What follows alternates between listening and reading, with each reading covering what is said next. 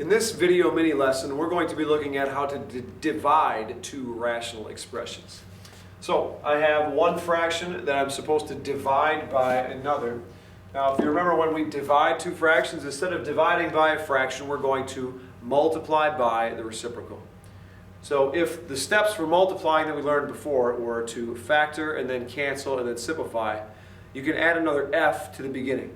In this case, we're going to flip the divisor so that I'm going to then multiply by the reciprocal instead. So here's how I rewrite this expression.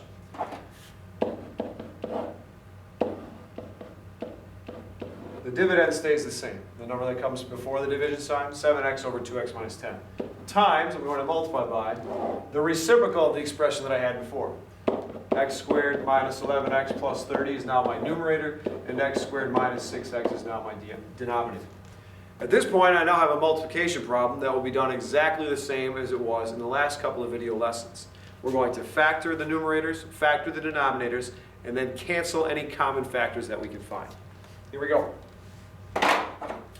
7x, the numerator on the left, is already in factored form. I'll leave it as 7x. X squared minus 11x plus 30, I can factor into x minus 6 and x minus 5. That does it for my numerator. My denominator now, the 2x minus 10, I notice that I can factor out a common factor of 2. So I'll write 2 times x minus 5. And then my other denominator, x squared minus 6x. Again, two terms, but there's a greatest common factor of x that I can factor out of each. I factor out x, which leaves me with x minus 6 inside of parentheses. All parts of my product have now been factored, so now I'll go about canceling any common factors that I see. First common factor I notice is x minus 5 in both numerator and denominator. I also notice that there's an x minus 6 in both. And I even see that I have an x and an x in numerator and denominator. I'll go ahead and cancel both of those.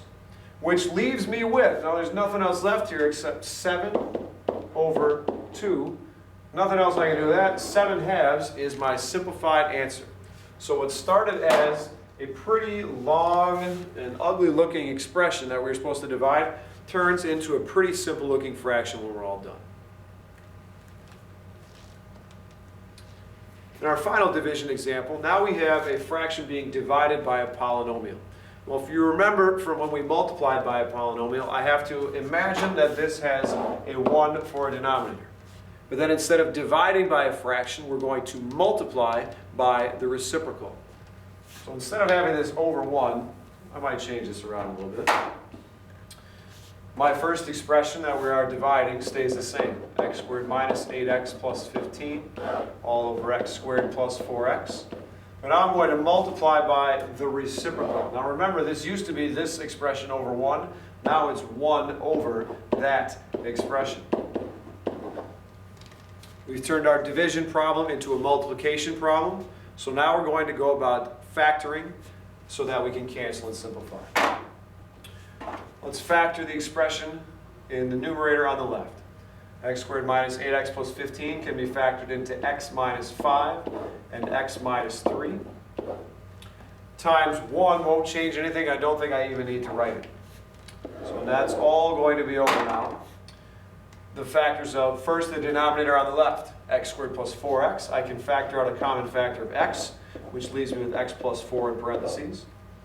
And then the denominator on the right, x squared minus x minus 20, well, that factors into x minus 5 and x plus 4 once again. All parts of my expression have been factored. I'm then going to, cancel any common factors that I see. Well, I notice that there's a common factor of x minus 5. We'll cancel that. Really, that's the only common factor that I see. So now my job is to simplify the expression and write it as neatly as possible. Well, my numerator is x minus 3. My denominator is x times, and now notice there's an x plus 4 as a factor twice. You could write it twice. You could write x plus 4 times x plus 4. Or it would probably be neater and nicer to write it as x plus 4 in parentheses squared. Again, these x's won't cancel because this x is part of a sum and not a product. This looks like a mighty fine answer.